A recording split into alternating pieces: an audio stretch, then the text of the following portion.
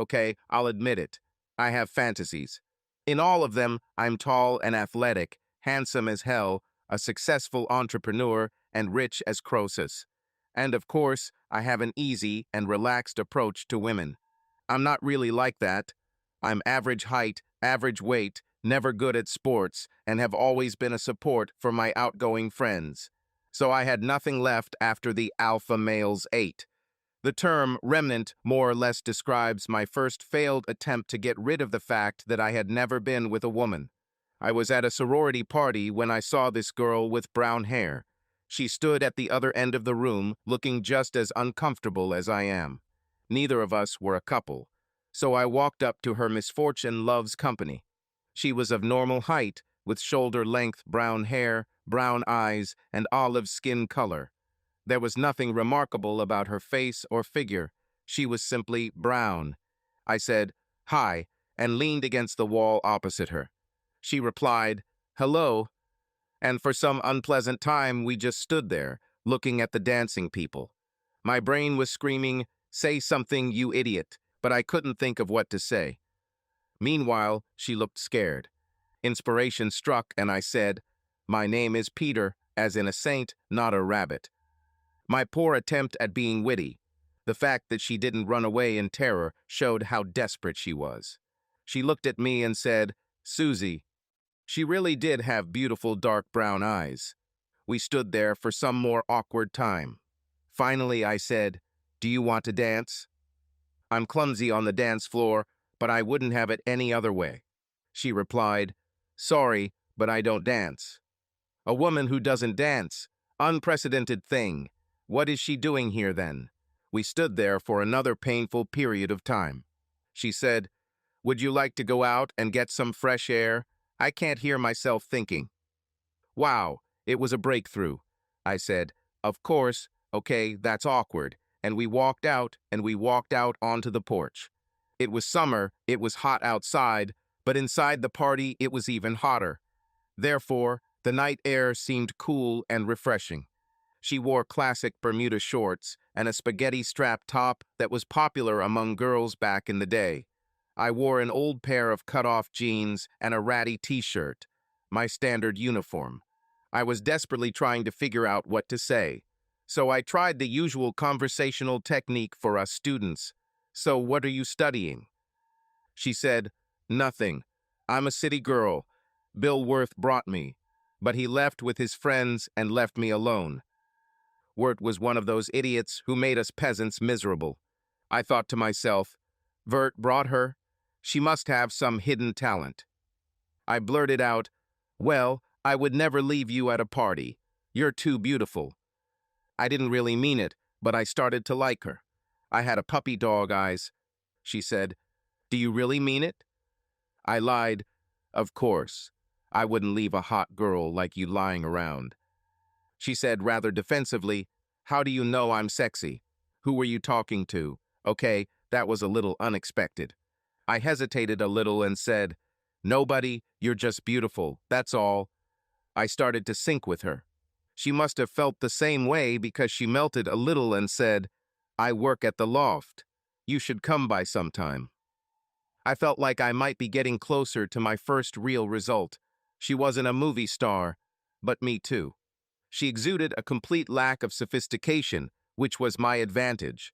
But she also exuded a subtle hint of sexuality. It was a classic catch-22. I haven't actually had adult sex yet, but I really wanted to try. I just needed to meet a girl experienced enough to know how to do it, but not so experienced that she wouldn't be interested in a 20-year-old guy who hasn't had sex before. This girl looked like she met both criteria. I was thinking about it when she started leaning towards me with her sleepy eyes, and we kissed. We were silent for a second, just looking at each other.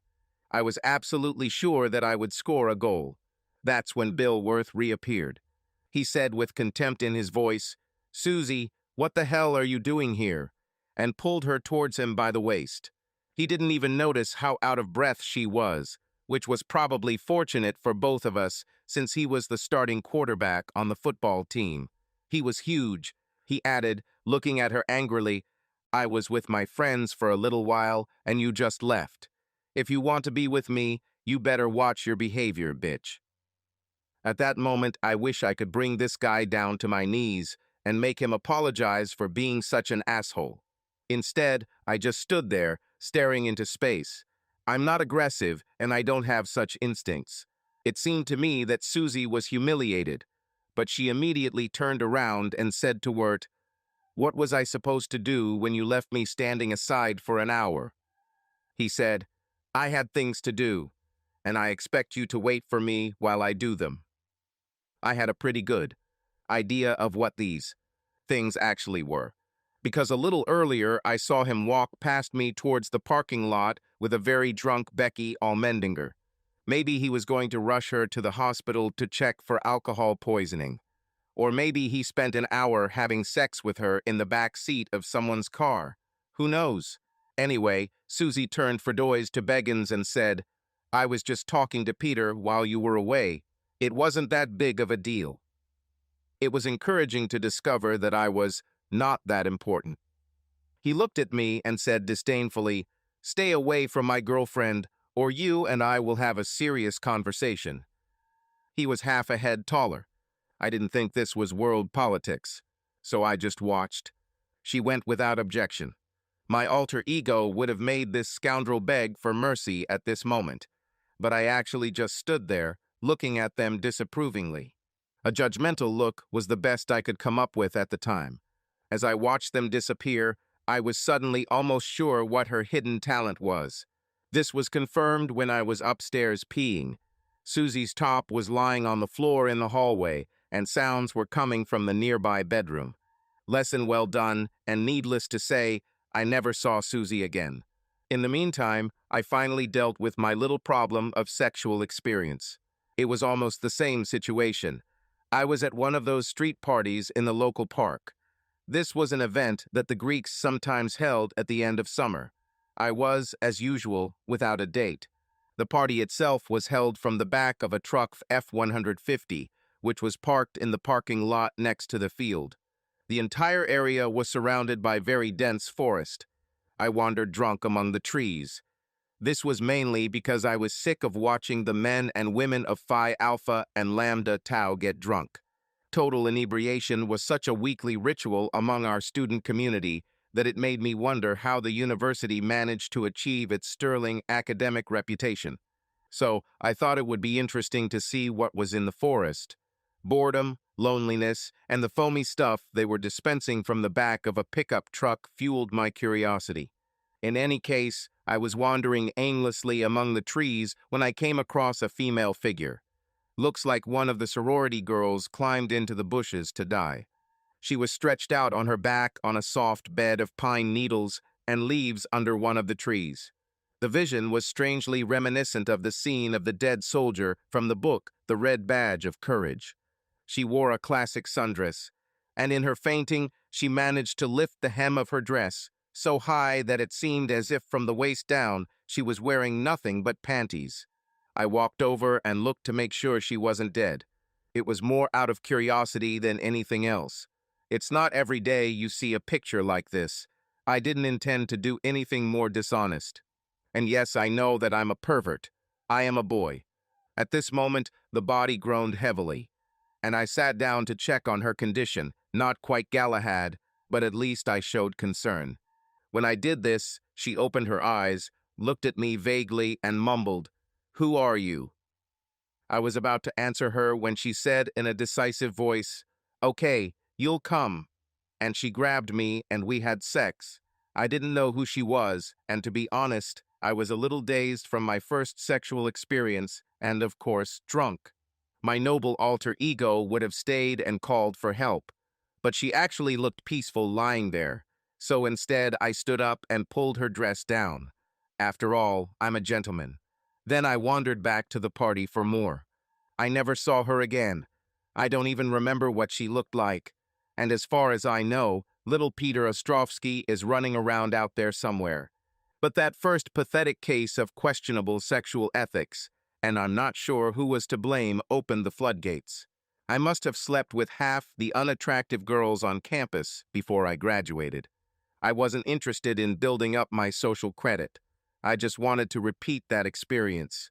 And frankly, all cats in the dark are gray. In fact, I have always believed that less popular girls exhibit much more inspired and noble behavior, and you can really improve your technique with some practice. At least I had no complaints. I graduated from the Ross School of Business in Ann Arbor without any honors, and he took his MBA and went to work at Ford. Then followed 5 long years in the godforsaken wasteland of the world cubicles. It was a marmot town with about 500 souls running around in their little 6 by 8 foot wheels. We were all packed into one huge room, but at least I advanced to the office, which was 8 by 10. It was a sign of favor and advancement in our anonymous universe. I also had a cobalt blue Mustang GT. The A plan was one of the perks of working at Ford. This car made me feel a little less bland and more like a hot commodity. So one Friday after work, I was sitting with some of my fellow slaves in the galleys. We were on the open veranda at Andiamos. I lived in a condo on Garrison Street, not far from Andiamos. It was an easy walk back to my place, so I could drink as much as I wanted on a Friday night without worrying about the long drive home. There were some new faces among the group. This always happens because Ford is a big place and people come and go. As I sat down, I looked across the table at a girl I had never seen before. She had thick red hair, and she had the milky white skin and perky nose of a typical Irish woman, freckles included. Her laughing emerald green cat eyes looked at me with humor and intelligence. She was neither big nor small, somewhere around 5 feet 6 inches. And apart from the fact that she looked so distinctly Irish, there were no other special features. However, I was captivated by those bright green eyes. My friend Mary, who worked with me on our Tiger team, was sitting next to her. She said, "Peter, meet Janet McCarthy. She works in client management and we're working on a new interface together." Mary then turned and continued her conversation with the guy who was sitting next to her, duty completed. I didn't have the impression that this was a pure coincidence, so I said something like a good-natured "hi" and went back to my usual shy silence, just looking at her. Several seconds passed, and finally she said sarcastically, "Do you like what you see?" I replied, "Sorry, you are so beautiful that I am speechless." This statement brought a smile that was pure Connemara on a bright spring day. She flirtatiously said, "So I'll take that as a yes." I said with conviction in my voice, "It's definitely a yes." The room was full of conversation, so I said, "I want to talk, but I can't hear it with all the noise. Have you eaten? I know a place that makes the best hamburgers in the world. If you want, I'll show you." This brought out another delightful smile. She really did have a wide, sensual mouth. And she said, "I'd love to go out to eat with you. I hate situations like this. I only came because Mary told me she has a hot guy she wants to introduce to me. Since I don't see him here, I think I'll leave with you." Wow, the ironic tilt of her lips told me she was joking. I hoped so. I took her to Miller's, a bar that was close to where I was and actually served the best burgers in the world. We talked for hours and drank several pitchers. To put it mildly, we were compatible. And then, at that moment, in the depths of my soul, I knew that I was going to marry her. I have no idea why I was so sure, but I was sure of it. It was something about the way we connected. It just felt right. Neither of us were in any condition to drive, so we left the Mustang in the Miller's parking lot and lurched our way to my place. I'd like to say we shared a night of passion, but we both more or less passed out. I woke up at dawn in a puddle of drool and lay across the sofa. She somehow made it to my bedroom and was lying face down on the bed, fully clothed. I covered her with a blanket while I examined her body. She was slender with delicate shoulders, a narrow waist, narrow hips, a beautiful ass, and long, absolutely gorgeous, slender, muscular legs. Her thick copper hair ended right between her shoulder blades, and even after a night of cruel excess, they looked as beautiful as when I first saw her. I believe that such perfect hair is what God gave the Irish in exchange for not being able to go out in the sun with their pale skin. I was frying bacon when she showed up. She was wearing one of my shirts and seemingly nothing else. One copper curl was thrown over her eye. She said 2 words, "Coffee urgent." I handed her a large mug of hot coffee and she collapsed into the kitchen chair. She said, "You look as bad as I feel." I replied, "I think we got hit by a beer truck yesterday. Thank God it's Saturday." I added, "After all this drinking, it's good to get some nutritious fat in your stomach. If you drink orange juice and eat this, you'll feel better." And I put a plate of bacon and eggs in front of her. She attacked the food with the appetite of a hungry grizzly bear. When she finished, she peeked suspiciously out from under her hair and said, "Did we have sex yesterday? Doesn't feel right, but I don't remember much after we left Miller's." I said, "I think not. You were on the bed and I was on the sofa, and I think I would remember such a significant event as our first time." She looked funny and said, "What makes you think this is our first time?" I said, "Because I'm going to remove this obstacle right now." We got busy love. She finally opened one eye and said, "That was the most amazing sex of my life. When can we do it again?" I said, "Whenever you want, darling, 'cause I'll never let you go." And so it was. She moved in with me that same week, and we got married in a civil ceremony at the end of next month. We both didn't have much family or even friends, so it was just a quick legal exercise with witnesses that we found nearby the courthouse. The honeymoon in Cabo lasted 2 weeks, and she tried to kill me throughout this idyllic period. Surprisingly, when we returned, the sex never subsided. We simply began our new life together as if we had been leading it for many months. 3 years later, by this time we had both moved up the career ladder. I became the chief architect of the enterprise, and Janet headed the customer service department of one of the products. Our combined income was enough to buy a very nice house in Dearborn, and we lived the life of a typical high-income family without children. Then we had 2 children in a row, 1.5 years apart. First, there was Sarah, then Dean. Janet took full maternity leave both times, and I tried to help as much as I could. Life is back to normal, except for one big change. Janet had now given birth to our allotted number of children, 2.5, if you count me as at least half a child, and she said she didn't want any more children. We were still having sex like crazy, so I suggested getting the procedure done since she had made all the sacrifices before. This sounds like a simple operation, and it is, but it's still painful. But I dealt with it, and the days merged into years, and the children grew into teenagers. 18 years have passed since the wedding. I was 42 years old, and I was still a little old.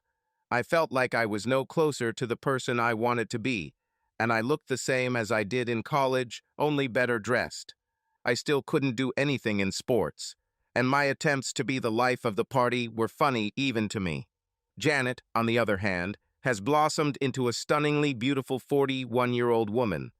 The cute little Irish face has grown into a full-fledged Celtic beauty. Her clear skin could keep her out of the sun, but also ensured that there wasn't a single wrinkle on her face, and her high cheekbones and perfect Irish features glowed with inner feminine beauty and confidence. Now, when Janet walked into the room, every man looked and every one of them wanted her. However, other than her striking appearance, we were very similar people. She was not interested in sports and never went to the gym. Her slender body had gained a few extra pounds since giving birth, but they were in all the right places. And unlike any other woman I knew, she hated dancing or even socializing. Her whole life was built around me and our family. She was a wonderful mother and an even better best friend. She was always ready for adventure, so we explored the world together. At first, there were kids with us everywhere. Then, when they grew up, we were accompanied by 2 proto-adults, and sex was like a refresher course. The connection this created was a special gift to our marriage. In public, we were 2 efficient professionals raising a couple of wonderful children, but the sexual intimacy that existed between us reinforced our faith in life together. In the dark hours of the night, we all know that deep down we are completely alone. But Janet and I drew so much comfort from our common affection that it fused our individual souls into one spirit. Essentially, we felt like we were moving through life as one because we were so aligned physically. There are long-term marriages where one spouse dies and the other follows immediately. I can understand that. I know this sounds melodramatic, but I really couldn't imagine life without Janet. She was my necessary soul mate. By the time we celebrated our 18th anniversary, I had finally secured the corner office. It wasn't as fun as it might seem, since with real walls and a door came a ton of responsibility. Part of my responsibilities was to manage equipment and services for our unit, which is why I was sitting at my desk when my old enemy William Wirt walked through the door. I haven't seen him since that fateful night on the porch in Ann Arbor, but I recognized him immediately. Of course, he didn't know who I was, but even then he never knew who I was. He had put on weight, about 10 pounds of which now lay beneath the fat on his several chins. He also suffered from severe alopecia, which resulted in him shaving his head. All I could think about when he sat down across from me with all that pink skin sticking out over his tie was that he looked like a 290-pound penis. Of course, he had not lost his sense of self-confidence, and the company he now owned could make him even more arrogant than he had been in the old days. He exuded aggression, an aggressive ego, and an almost delusional self-confidence. I showed no reaction as he reached across the table to shake my hand vigorously. It's been 20 years since we last saw each other, and then I was a nobody. But now I was in charge, and he knew it. His company provided services to Ford. The contract was not large by our standards, but that was all for him, and he needed our business. We have used Verta's services for the past 20 years.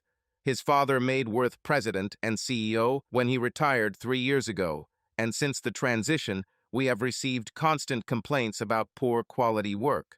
I met with Wirt to look into this. He started with his standard, healthy, how are you approach, which has always been his standard tactic. I knew he thought I was just a corporate nerd, but since the shoe was temporarily on the other foot, he was going to treat me like his best friend. We haggled over the list of issues until 5:30 p.m. He pretended to check his gold Rolex Yachtmaster watch and said, "Hey buddy, I'm hungry. How about we continue the conversation over dinner at the Henry?" I replied, "My wife is waiting for me at home. We always have dinner together." I saw that he thought that I was under my wife's thumb, but he continued his cheerful facade. "Let's just take the baby with us. Call her. I'll treat you." The last thing I wanted was for Janet to be influenced by this guy. She hated braggarts, and Wirt was one of the worst. But I was between a rock and a hard place. I had an advantage in our negotiations, and I did not want to lose it. However, I also didn't want to leave Janet sitting at home alone, so I called her and asked if she would like to meet us at Tria.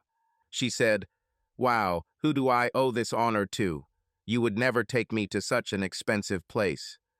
I replied, "The supplier pays, and we will discuss matters, but I didn't want to leave you at home if you wanted to go." She said, "I'd love to go, especially if we don't pay. I'm guessing you want me to dress up." I replied, "He's just a supplier, but let's see if you can hit him." I was going to give the asshole some change for the incident on the porch.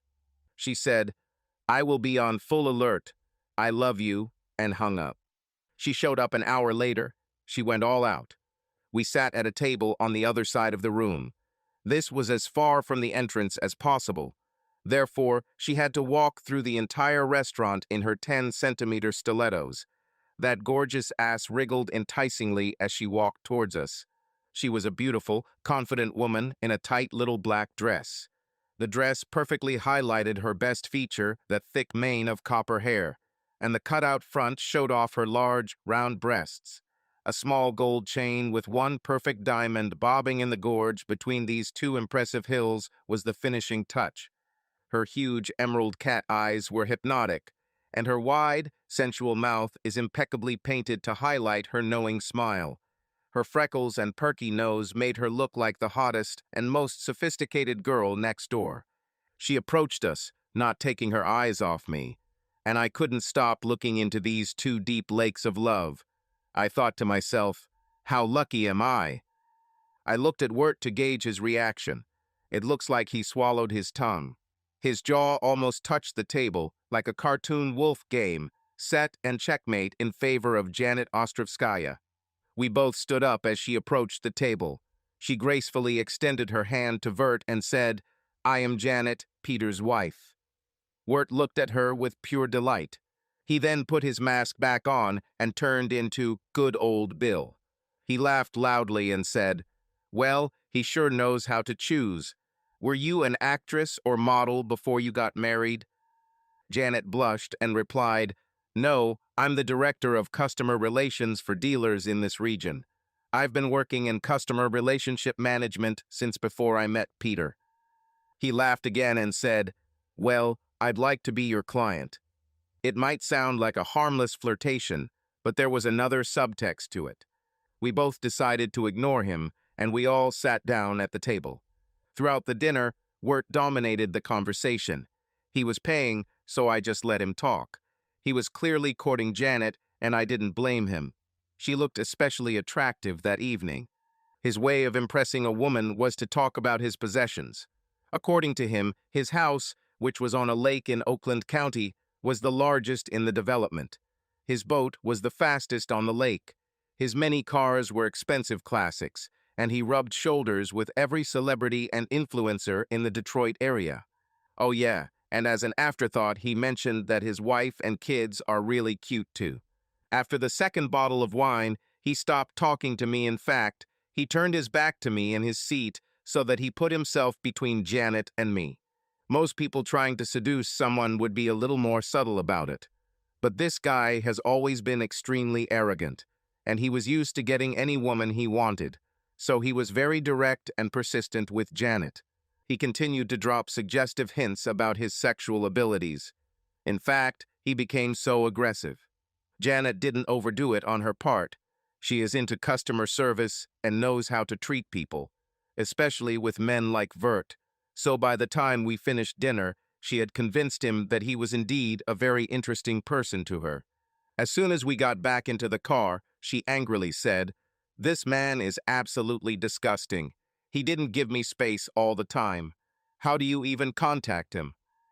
I replied, "He owns a company that is completely dependent on our business. When we first started working with them, they were a top-notch supplier. But since he took control, things have gone downhill. It has gotten so bad that we are trying to decide whether to look for someone else. But I thought I'd give him a chance to convince me otherwise. I need to do a little more checking, but I think we will not continue cooperation." She said, "If the way he behaved tonight is any indication, I understand why his company is failing. He is tyrannical, verbose, and rude. I noticed that Janet was particularly demanding in bed that night. I think that despite what she may have thought about the scoundrel, his attention definitely turned her on. I had to admit to being jealous. The next day, I continued negotiations with Worth. It was clear that he thought he had convinced me with dinner. It was also obvious, at least to me, that he was too much interested in my wife. He asked me everything about her, how we met, and what the current state of our marriage was. At one point, he even said, "I bet she's a bomb in bed." I told him that I did not appreciate these types of comments and that if he wanted to continue doing business with us, he should keep it professional. He responded with his characteristic smug attitude. "It was just a compliment, mate. There is no need to aggravate it so much. I'm a magnet for women, and your hot wife clearly appreciated what I suggested. It just happens." The person I would like to be would have pulled him out of his chair and fucked him all over the office. In 5 short sentences, he humiliated both me and my wife. But instead, I gave him a look that said he was on very thin ice. I hated being such a weakling. But what options did I have? If I had insisted on my way, he would have swelled up like a grouse in mating season. And he knew it would be extremely awkward to discuss something as personal as my wife's abilities in bed, right here, in front of all my colleagues. I still needed to work here. We continued to haggle for the rest of the morning. We agreed on the last sentence and shook hands, not very friendly, I might add, and he set out to make other people's lives miserable. This was on Tuesday. On Wednesday and Thursday, the respective managers and I spent the entire day in meetings deciding what to do. My people kept digging, and the general consensus was that we could get much better quality at a lower price if we went to a competitor. But I had to tell Vert the news. I felt like I had to tell him this face to face. That's how I've always done business, and I wanted to maintain civility. So I called him on Friday morning and told him I would meet him at the Dearborn Inn at 5:00 p.m. We have a permanent presence there considering Henry Ford built it. So the lobby of this famous old hotel seemed the perfect place to finish our business. His tone of voice let me know that he thought I was going to seal the deal. When he walked in, I was standing there with Tom O'Malley, who was our vice president of corporate purchasing, and Vic Ravi, who was our guru. Word approached us as if he was about to cash in a winning lottery ticket. He no longer maintained the good old Bill facade. Instead, he exuded his perceived superiority. I looked at O'Malley, and he looked a little worried. I thought, we have to get this sorted out as soon as possible. I said, as sympathetically as I could, "Sit down, Bill. We need to talk about our contract." He smiled in what could only be described as a smirk and sat down in the fourth chair. He leaned forward and said to the three of us, "I knew you couldn't find anyone better." It hung in the air for a couple of seconds. I exchanged glances with Tom and Vic and said, "That's the point. We already found it. So we are terminating your contract at close of business today. If you have questions, ask them now." I saw the news dawn on him. In a matter of seconds, he went from complete self-confidence to complete anger. It was an amazing transformation. I understood his reaction. Our business made up the majority of his company's income. If we refused, he would have few options, and none of them were good. He said loudly and angrily, "You can't do this." I replied, "We can, and we do. We just don't think you're right for us. It's a matter of trust in your services." O'Malley chimed in, "Our lawyers have looked at this from every angle, and legally, this is an impeccable situation. We have already sent a written notice to your company by courier. We're sorry, but we can't afford any more disruptions." Ravi added, "We've had 2 more glitches this week, and it's costing us a lot of money." Wirt stood up from his chair. He was much larger than any of us, and he was furious. We all stood up with him. I tried to calm him down by saying, "We wanted to give you a chance, but it didn't work. I'm sorry." And I extended my hand for the last handshake. Wirt exploded with rage. Saliva sprayed from his mouth as he screamed, "You're sorry. You have no idea how much you'll soon regret this, you cuckold coward. I will sleep with your wife. She'll love it, and there's nothing you can do about it. In fact, I think I'll keep her for a while as my personal prostitute." I heard the words, but could not comprehend them. I just stood there, not saying anything, with my hand hanging limply in the air and my mouth wide open. Then, without saying a word, Wirt turned and walked out the door. I remembered an incident 20 years ago and was brought back to the feelings of inferiority I had before meeting Janet. My colleagues seemed amazed and sympathetic. I must have looked absolutely devastated. The person I wish I was would be able to shrug it all off with a witty joke. But I knew the story would be spread throughout the operations building by close of business on Monday. Worse, I believed that Wirt would do what he promised, and this caused a thunder of enormous jealousy in me. I know I tend to doubt myself. Perhaps this is a consequence of always being picked last at baseball games and the fact that I spent all social events standing on the sidelines with others' wallflowers. Janet changed all that. I felt like a special person because she was so special. However, I was also alarmingly aware that Janet was now out of my league. When we first met, and for many years after that, our social status was roughly equal. But at 41, Janet has blossomed into the ultimate trophy woman, while I have moved into middle age. Perhaps Worth sensed the difference between our social status and planned to act on it. His shaved head gave him a dangerous and exciting look, and he simply radiated confidence that every woman he met was eager to try him. Unfortunately, my innate insecurities told me that I wouldn't be able to keep Janet if Wirt really started hitting on her. When it came to seduction, he was an apex predator, and I could tell that Wirt really wanted my wife. Janet never expressed dissatisfaction with me or our life together. In fact, it was the other way around. We spent every moment of our lives together, except when we were at work, and she was always in a hurry to come home to me, just as I was in a hurry to go home to her. But Wirt was big and extremely confident, and he slept with everyone. There was something about his assumption that every woman wanted to submit to him, perhaps pheromones or an alpha male attitude, but whatever it was, I had evidence that it was effective. And now he's targeting my wife. My stomach was churning as I drove home. I just knew I was going to lose her, and the thought of it was killing me. However, I solved problems as they came. Janet and I always discussed important things honestly and openly. So tonight we had to have one of those conversations, even if it would make me look paranoid and a coward. I arrived home first. She arrived a couple of minutes after me. She looked tired, but she works a lot more than me. All this interaction with unhappy customers is draining her. I prepared the sushi from Crave on the way home and laid it out on a platter with a couple of cold Asahi bottles. She saw what was waiting for her and her eyes lit up. She loves sushi. She said, "Let me get out of these things and I'll see you on the patio." It was a warm October day, and it would have been a shame to waste the sunshine.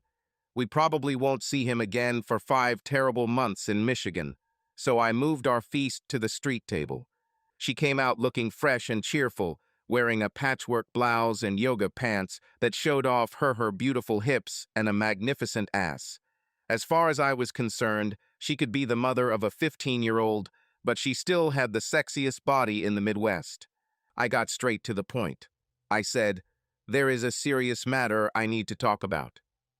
Janet is an intelligent and sensitive woman. She could tell something was bothering me, so she instantly switched to full concentration mode. Was a bit embarrassing how quickly she could concentrate. I continued, trying to sound serious. "I just met with Bill Wirt to terminate his contract. The meeting was as you might imagine. But what I want to talk about happened when he left. That was very disturbing, and we need to resolve it." Something flashed across her face. I thought, oh my God, he was already there. I tried to keep my voice calm and said, "I don't know a better way to say this, so I'll just say it. We have always been honest with each other, and that is why I believe in you and in our marriage." She gave me a loving smile and took my hand the way women do to show connection. I continued, trying to convey seriousness in my tone. He was very angry when he left, and inches in anger, he told me that he planned to, in his words, sleep with you and make you his personal woman of easy virtue, in revenge for the fact that we broke ties with him. He said there was nothing I could do about it. He was always the kind of person who defined himself through his sexual conquests, and I think he'll try to add you to his list. Janet screamed. Instead of turning pale with guilt, she sat there, becoming redder and redder. I saw that I had lit the fuse of her Irish temperament, and she was about to explode. She is passionate at heart, and sometimes her control slips. It was one of those moments. She was mad with rage. She stuttered for a couple of seconds, and then said, "I'll kill him." I thought to myself, that sounds like a confession. I was stunned. Her sudden change of mood even surprised me. The cheerful and loving wife a few seconds ago was replaced by a crazy one. She said, "That idiot has been calling me every day since Monday asking to meet. I told him in no uncertain terms that I was not interested, but he has no shame and is absolutely furious. He just doesn't seem to hear me when I say I'm not interested. I should have told you, but so far it's only been mildly annoying, not important in the big picture. I just assumed that sooner or later he would understand and leave me alone. Now I see that this is more than just the childish antics of some aging pervert. It humiliates both of us. This hints that you are a weakling and I am a woman of easy virtue. So what are we going to do with it? A blissful wave of relief washed over me that could have made the Fukushima tsunami seem like a minor disturbance in the bathroom. All I could think about was how much I loved my determined and strong wife. Janet began to calm down, but she was still pacing the patio, as if she was looking for something or someone to hit. I've never seen her so angry. But the unapologetic impudence of a guy like Wirt can cause such a reaction in an intelligent woman. She finally calmed down enough to start eating, but she was still seething. It was obvious that her mind was working on a problem. Then suddenly she put down her beer, leaned forward, grabbed my hand and said, "I have an idea. How much do you trust me?" I answered, "With my life." My voice suddenly wavered. I was still excited by the undeniable evidence of fidelity she had just provided. She put many ghosts to rest. She said, "So maybe Bill Wirt and I should go on a date." This statement didn't kill me. It did make my heart skip a few beats, though. She smiled at me with a mischievous smile. I knew she had a lot of naughtiness in her Irish soul, and I could see that she had a plan for Mr. Verta. She smiled wickedly and said, "How about I dress up and spend the evening making him think he's going to get what he wants? And when he makes his move, I'll tell him all the ways he can never measure up to you as a man." I loved it. It was probably the dumbest plan I've ever heard. But this was pure Janet. Janet is very proud and brave. She couldn't just let the insult slide. She had to get some form of direct payback. And as far as she was concerned, the more spectacular and active the payback, the better. Of course, this shocked me. There were serious problems, and I outlined each of them. First of all, she'd be alone with the jerk, and she had no defense against the type of physical attack he was capable of. Secondly, she had no idea how sneaky and dirty this guy could be, especially when it came to achieving his goals. And the worst thing is Murphy's Law. This little axiom that says that something unexpected will turn an attempt at personal retribution into a disaster. She smiled at me indulgently and said, "You know that I already had sexual experience when we met. I have years of experience dealing with scum like Vert, and he will never touch me, not while I have it." She stood up gracefully, went into the house, and returned with harass. She placed it on the table with a smug grin on her face. She's one of those women who hates being protected by a man, not that I'm any good at it. So she spent time training with a personal trainer to learn how to use a fighting stick. "That's 2 feet of lethal force packed into 8 compact inches," she said. "I'll have this baby in my purse, and I just hope he tries to do something." She was right. Janet is not what one would call a timid woman. In fact, she's furious, and her training with a stick during class was intimidating. However, firmly I believe in karma, and I had a bad feeling about deliberately teasing this narcissistic bastard. Janet has always been the braver of us. She's a woman and has never experienced the type of physical bullying that the average guy faces growing up. Accordingly, when it came to confronting bad people, she never learned lessons caution versus courage. I actually argued with her for quite a long time, but her stubborn little mind was determined. Wirt humiliated both me and her, and she wanted to take revenge on him in the same way. So the following Monday, she returned from work, looking like the proverbial cat that ate the canary. I said, "He called, didn't he?" Worth only called her at work. She said cheerfully, "Indeed, he called, and next Friday we will go to dinner with a large portion of humiliation for dessert. He wanted to do it tonight, but I told him I couldn't leave you until Friday. This will give us time to refine our plans." I said, "I'm only going along with this because you can't get it out of your head, but I have to say that I don't like it." She laughed cheerfully and said, "I know you are a kind and gentle person." I hope the phrase, "helpless coward," didn't slip between the lines. And I know that you are ready to leave everything as it is. With luck, it didn't mean too cowardly to challenge him. But I just can't let it go. As soon as he questioned my loyalty and called me names, I knew I had to call him out. Maybe it's a cultural thing. My wife is Irish. Her violent temperament makes her confront anyone about anything. I'm Pole, and with the Germans on one side and the Russians on the other, my people learned long ago not to wake up sleeping dogs. Besides, I was already enjoying the moment of revenge, but I did it my way, quietly. After losing our business, and thanks to a few phone calls I made on Monday, Worth went bankrupt. He just didn't know about it yet. The plan was simple. She would meet him for dinner at Andiamo's. She would be dressed to drive him crazy. She would then flirt with him to keep him interested.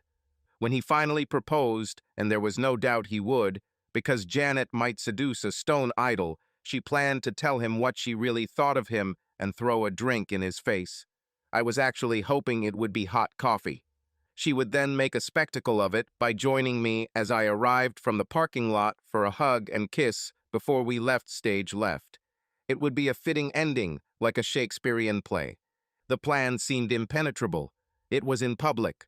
Worth would not do anything in front of witnesses, and once Janet challenged him, she would be safe before he could respond. And best of all, it would put a wonderful end to my relationship with this idiot. But I still had conditions. I obviously couldn't be seen until the grand finale, but I wanted to keep my eyes on the target the whole time. So it had to happen at Andiamo's, since the bartender there was a good friend of mine. Of course, I saw him many times, and I tipped him very well. And I needed to be nearby. I couldn't sit in the parking lot, but I could sit in the museum parking lot around the corner. I was counting on a call from my bartender friend Mario when it was time for me to go on stage. I was sitting with Dean working on his school project when she came down the stairs, dressed for a date. I actually chuckled in sheer surprise. She was a stunning combination of copper hair, porcelain skin, emerald eyes, and bright red sensual lips. She went all out with her makeup and hair. Her high cheekbones, sprinkled with freckles and huge green eyes, were captivating. She always had magnificent legs, slender and muscular, and she showed them off in a dress that ended a few inches above the knee. Walking in 4-inch heels only accentuated that gorgeous bubble butt. But the newest addition to her arsenal of tools is a pair of much larger titmus. They were kindly provided by the children. When we met, she had dainty little B-cups. But as soon as Sarah arrived, Janet transformed into a full round pair of C-cups that were so high on her chest and fitted tightly to her that, bra or no bra, she had natural cleavage. They almost didn't seem real. However, through extensive tactile testing, I can attest that every inch and pound of it is genuine. She posed at the bottom of the stairs and said, "Do you like it?" That was our catchphrase. She used it to remind me who exactly this exquisite body belonged to. I was amazed by her beauty. At the same time, a wave of senseless uncertainty ran through me.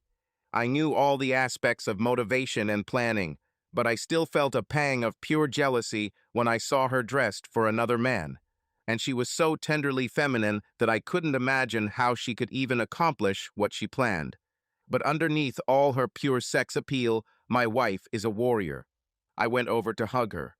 I knew better than to kiss her and ruin her intricate makeup. Her perfume amazed me. She gave me a bright smile. I saw that she was enjoying it. This reminded me that Native Americans would hand over their captives to women, that is, if they wanted to be properly tortured. Women are ruthless when you ruin their families. She said, "See you in a couple of hours, sweetie. Please don't be late." She then gave me a mischievous Irish grin and closed the door. I heard her car start and drive away. I grabbed my coat and Kindle, told Dean to behave while I was gone, and walked out into the beautiful fall evening.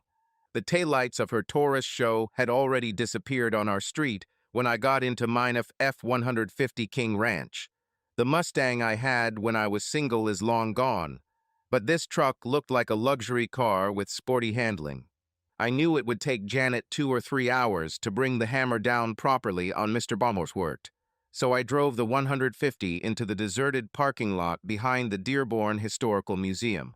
I tuned the excellent audio system to the local classical music station and opened my recently acquired copy of the latest Jack Reacher novel. In my dreams, I'm 6'5" tall and have 250 pounds of hard muscle. So, Major Reacher and I have a lot in common. I imagined what was happening in the restaurant. I was sure that Janet's stunning looks would make Wirt look lusty as Billy the Goat. I was also confident that Janet would give him full treatment. Either way, she's a bit of a tease.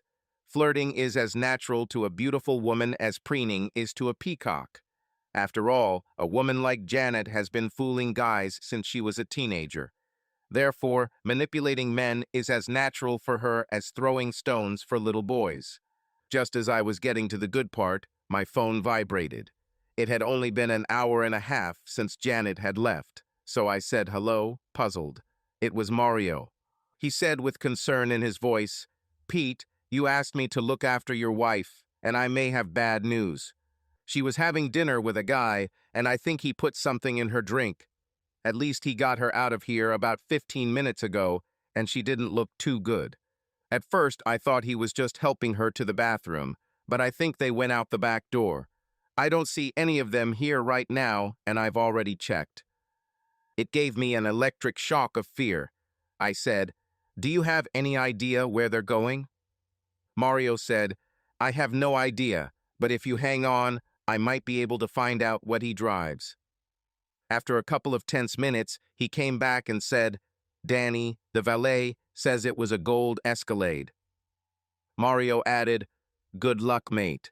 I never thought that bastard would do something like that." I knew it. If mere mortals defy the gods, they will face a cruel lesson. I tossed the Kindle into the passenger seat, revved the F-150's powerful engine, and sped out of the parking lot. All I could think was, karma is a heartless bitch, and Mr. Dares Murphy is never wrong. I shouldn't have let Janet indulge in such a crazy adventure. I was desperately trying to think of where he could take her. I knew I was doomed if he had a motel reservation. There are too many of them in this area. But Worth didn't seem like a man who planned ahead. He had bestial cunning, but not strategic thinking. So I tried to think of a secluded place that would attract him. He probably didn't want to go too far. There were many trees around Henry Ford's homestead to the north, and it was the most secluded place for miles, so it seemed like an obvious choice. If I'm wrong, Janet will pay the price, but I needed to do something. I said a prayer and stepped on the gas. Luckily, it was after 21 azo, and the roads that would have been crowded during the day were almost empty. I headed north and made one of those pointless Michigan U-turns and then headed back down Evergreen. The University of Michigan Dearborn campus was on the right. It looked deserted on a Friday evening. I turned off Evergreen onto Fair Lane Drive. This road led to Henry Ford's estate. It was completely dark there, even though it was right in the heart of a large metropolitan area. There was some residual light from the moonlight, but there were no street lights. I slowed down to 25 mph, looking for any sign of an Escalade. I thought I saw a shape as I drove past the driveway leading to a deserted place between Fair Lane and Evergreen Estate. I turned down this little path, and there he was. He parked in the circular courtyard that must have once led to the building. It was probably a former outbuilding on the estate, but now it was just a large clearing in the forest with one car parked at the top of the circle. Wirt might have seen my headlights if his Escalade's windows weren't so foggy. I grabbed the phone and called 911. I told them what was happening and where to send the police. Then I got out of the car and went to save my wife. I could see the Escalade shaking and heard the telltale sounds of sex coming from the rear of the car. I grabbed the door and opened it. It broke my heart. I saw all this instantly, because Wirt gathered his thoughts and rushed at me. I knew I needed to buy time until the police arrived. "You're in big trouble, kid," I said, trying to catch my breath. "You better start thinking about a good lawyer." As the police cars drew closer, Worth seemed to realize the gravity of his situation. He turned and tried to run away, but two police officers had already gotten out of their cars and were heading towards him. One of the officers shouted, "Stop, police." While the officers were handcuffing Worth, another approached me. "Are you okay, sir? Do you need medical attention?" he asked, examining me for injuries. "I'll be fine," I said, trying to even out my breathing. "My wife, She's in that car. I pointed at the escalade. While one officer attended to Wirt, another approached the vehicle to check on Janet. I followed him, my heart pounding with fear for her. The officer carefully opened the door. Janet was lying in the back seat, seemingly unconscious. She was breathing, but her face was pale and foam was visible on her lips.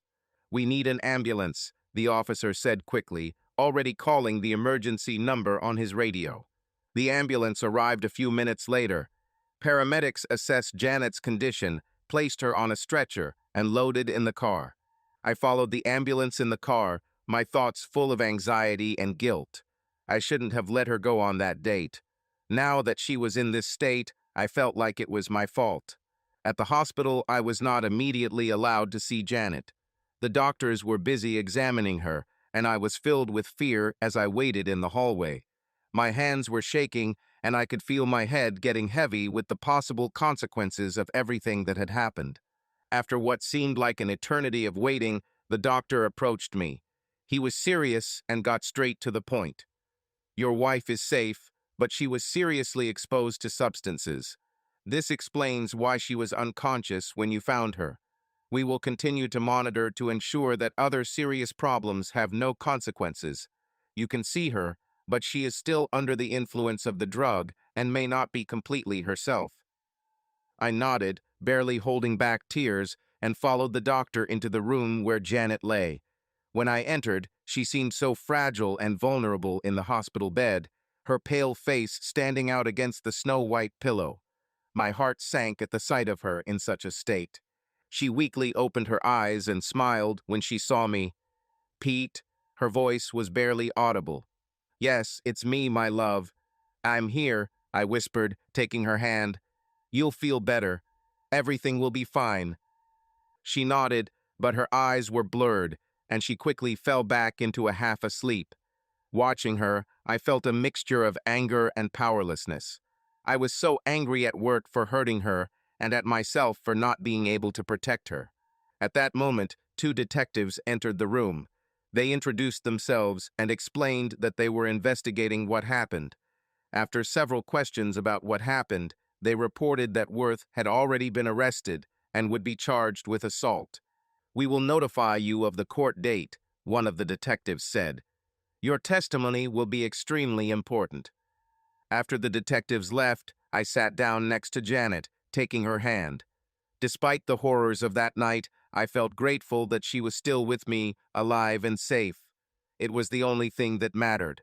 Everything else, justice, revenge, the consequences of our actions, receded into the background. I was ready to fight for her, stand by her side, and protect her, no matter what it requires of me. Sitting there, holding her hand, I reflected on our journey. How complex relationships can be, and how unpredictable the circumstances are that present us with choices that can change our lives. But at that moment, I was sure of only one thing. The love I felt for Janet was endless and unconditional. A few hours later, when she had come to her senses a little and was able to communicate more consciously, we talked. She apologized for all this happening despite my warnings. I reassured her by telling her that all that mattered was that she was alive and safe.